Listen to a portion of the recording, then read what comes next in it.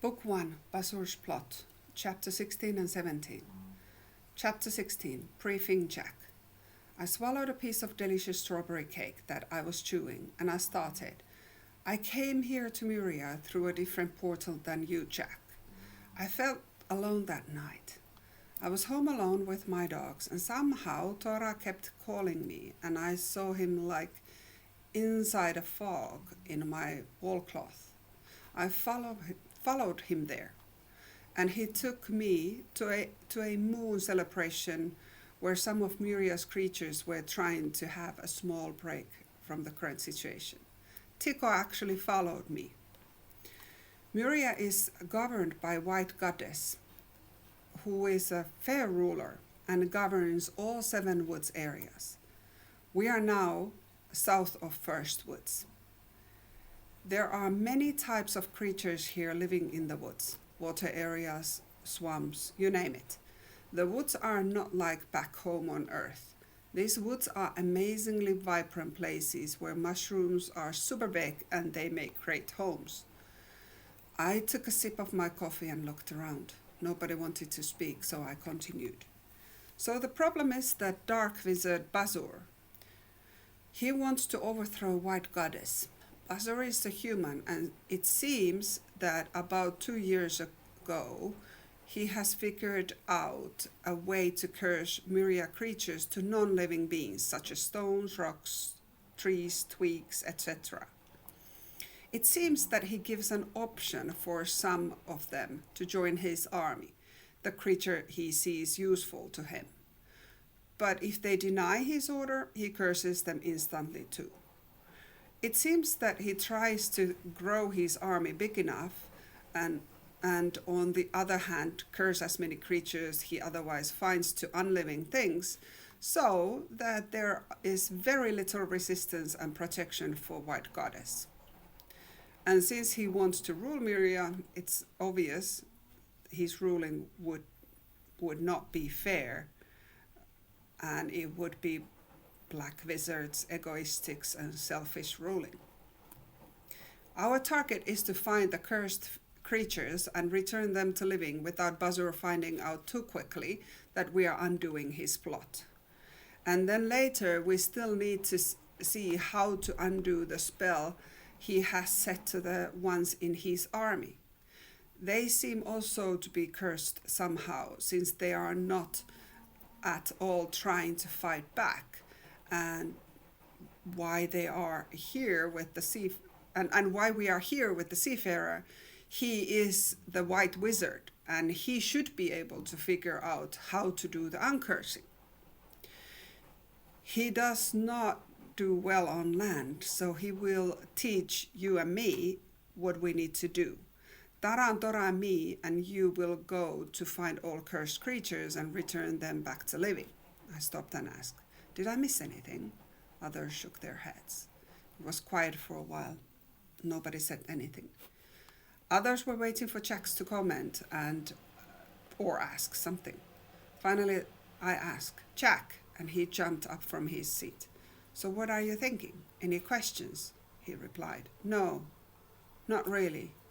Not everything is clear, but I'm sure it will become more clear once we start to learn what to do. I was just thinking, how do we recognize which one is a rock and which one is the cursed creature? Now Seafarer spoke. That is a good question. While you were coming here, I thought a few potential ways, but I need to test which one works before I teach you the best way, or the easiest way. The good news is that Bazur has not come to my woods at all. The bad news is that I need a couple cursed creatures first to see how to return them.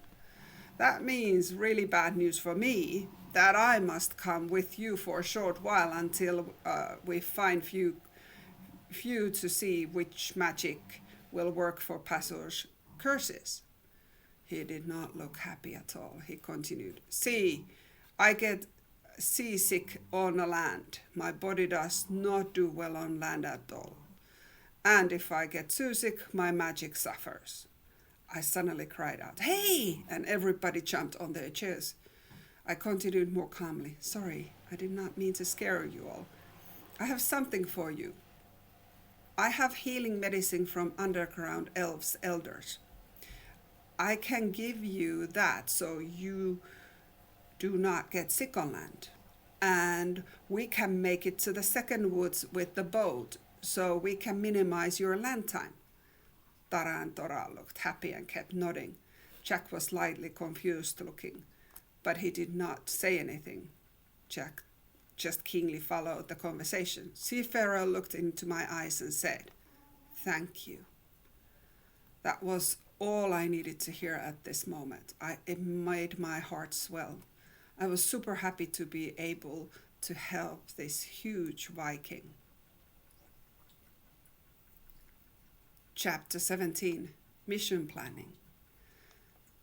I cleared my voice after a small silence, and I said, "Do we already have a plan, or do we plan now together what we are going to do next?" Seafarer nodded. "Yes. Let's go over the plan Tara and I created while you were getting Jack, and then we still need to solve a couple points later." I reached down to my pouch and I took 2 of the halfling's leaves. Everyone followed what I was doing. I offered 1 leaf to Jack, saying, "Here, this is leaf from halflings." Oh, halflings are half of the elf size tribe that I met. I got them to help with this mission. This will help the brain to adapt better, and you will be more sharp while doing planning and listening. The other leaf is for me. Others do not need these. As humans, since we are so green in this place and with this magic, we need them. Put it into your mouth and chew it. It is okay to swallow it. Jack took the leaf and started chewing. I looked at him and did the same for my leaf. It was lovely to have a friend that is not asking why all the time and is trusting me. I am super grateful to him, and I turned my eyes to others waiting to be briefed by Seafarer and Tara. Tara started. "We need more folks to join us, like Tico definitely and maybe more. But we will call them to meet us at the second woods south shore. It is clear now that Bazur has not been here in the first woods yet, since he does not like Seafarer at all. So this area we don't find any cursed creatures. Also, since the homes got abandoned so early, the homes we passed yesterday, Bazur has not had any reason to come down here. I'm responsible for calling others to meet us once we know who we meet. It is best to go to the meeting point to find some cursed creatures to test, which is the best way to uncurse them. There is this popular, or should I say used to be a popular, beach there. I am sure there are a lot of cursed creatures. The first task is to recognize which ones are not real nature elements, but cursed creatures. And second is to uncurse them. For this we are leaning on Seafarer's knowledge and magic. Tara looked at him while speaking. Seafarer nodded and continued just like they had planned a presentation to us or something with his low voice. "Yes, I have a couple thoughts on how to find them and uncurse them. But since I need to teach you to do the recognition and spell, it is best that I test which spell works and which spell is most likely feasible for you too. I think Bazur has gotten knowledge from ancient curses, and that is what he's using. From my Earth times, I easily remember many of them. I had village wizard teaching me when I was a small boy." He continued in his thoughts. "And there is one thing too. We need to test if I can somehow recognize more than one object at the time. Since if not, it will take quite a while for you to find all cursed creatures in here. Yes, this first woods is clear, we can assume, but what I understand from Tara, the second to seventh woods are all quite vast areas. Tara and Tora nodded. I had not thought of that point.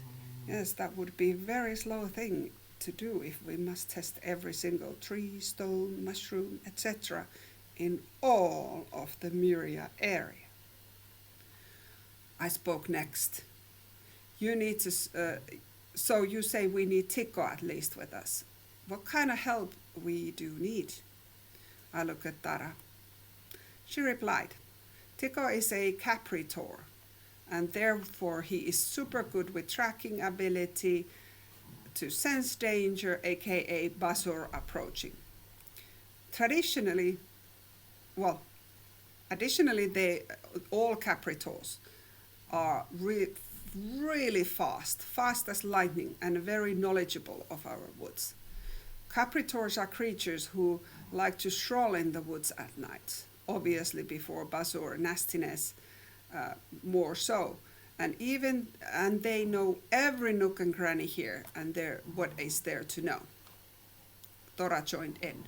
We should also have a medical team available if any creatures need help after changing them back.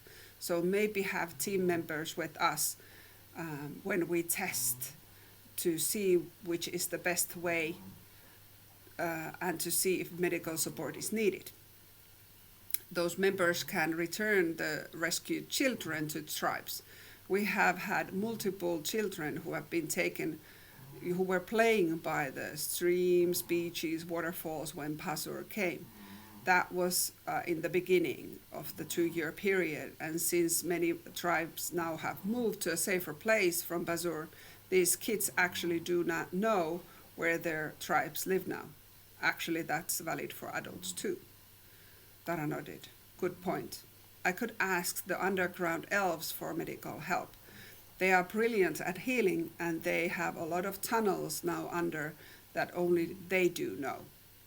They share them with other elf types as well.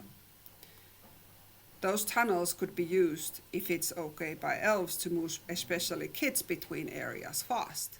I think adult creatures should be fine to move on top of the ground as long as we get someone from the tribe to meet them and show where their new homes are located. We need creatures who can carry those rescued in a safe manner to their new tribe locations. Tara looked at us and clarified. We used to live centuries in villages that were clearly known and visible for everyone. You were hidden in one of those houses, the mushroom one, when we met Bazur coming here, Sarah.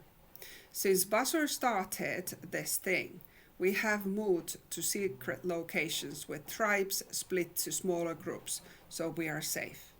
And locations are not shared with anyone. We also have scouts or guards for every location nowadays to ensure safety. It is important to keep everyone safe. The less of the creatures know the location, the safer it is for everyone. It is very straining since we all need to be very careful when we are speaking to each other. We have a way to communicate with guards. That is one way we get messages through the area to all creatures. One guard starts duty shift and they open the communication channel, so to speak. I cannot explain how that works, even for you, Seafarer, Sarah, and Jack. Tora smiled a little bit crookedly, twinkle in his eye. I thought it was likely not that simple, but it was handy that there was a way to pass information to guards and to all existing creatures.